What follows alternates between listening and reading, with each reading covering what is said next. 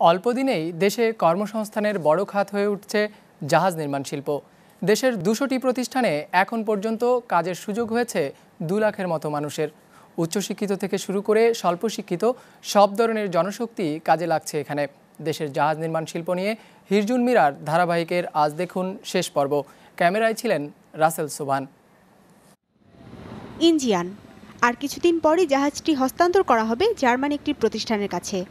জাহাজটি কারিগরিভাবে কতটা নিখুঁত শেষ সময়ে এসে তাই পরীক্ষা করছিলেন প্রকৌশলী কমলেশ ও তার সহকর্মীরা। কমলেশ চন্দ্রের মতো অন্তত ৩০ জন প্রকৌশলী কাজ করছেন আনন্দ শিপইয়ার্ডে।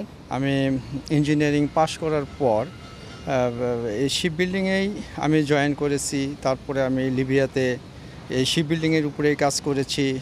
97-এর মার্চ থেকে আমি আনন্দ শিপইয়ার্ড অ্যান্ড স্লিপওয়েজে জয়েন করেছি।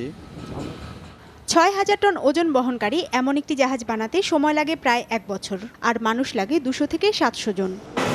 এদের মধ্যে উচ্চ বেতনভোগী প্রকৌশলী যেমন আছেন, তেমনি আছেন আসবাব, ইলেকট্রিক্যাল, রং আর ওয়েল্ডিংয়ের জন্য শ্রমিকও।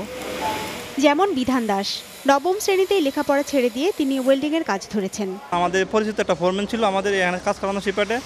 ওনার মানে পরিচিত আসলাম, তার মধ্যে ওনার সাথে আমি বললাম আর কি আমার ব্যবসাটা ভালো লাগে না, আমি একটু কাজ করবো আর কি। এক একজন ওয়েল্ডারের মজুরি শুরুই হয় ১২,০০০ টাকা থেকে। কারো কারো বেতন এর ২ থেকে ৩ গুণ পর্যন্ত বেশি। তাই এই পেশায় ছুটে আসছেন অনেকেই।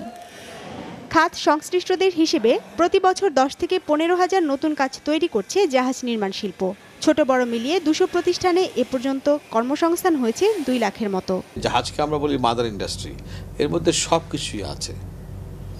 এর মধ্যে এমন কিছু নাই যে কোনো ইন্ডাস্ট্রিতে আপনি খুঁজে পাবেন না।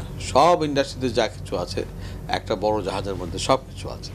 একটি জাহাজ নির্মাণে ১২টি পর্যায়ে কাজ হয়। জাহাজ নির্মাণ শিল্পের প্রসার ঘটলে তাই এক বিরাট জনগোষ্ঠীর কাজ করার সুযোগ তৈরি হবে, যা আমাদের অর্থনীতিতে বিরাট ভূমিকা রাখবে বলে মনে করছেন জাহাজ নির্মাণ শিল্পের উদ্যোক্তারা।